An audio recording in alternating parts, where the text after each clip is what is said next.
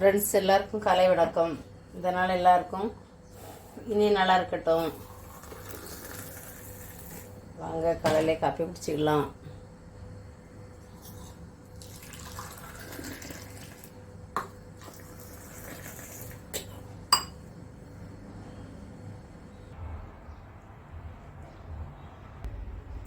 இன்றைக்குள்ள பிரேக்ஃபாஸ்ட் என்னென்னு பார்த்துருங்க. சூப்பாக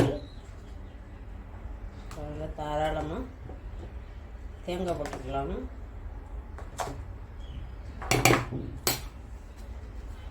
நாட்டு சக்கரை இல்லைன்னா சீனியும் போட்டுக்கலாம்.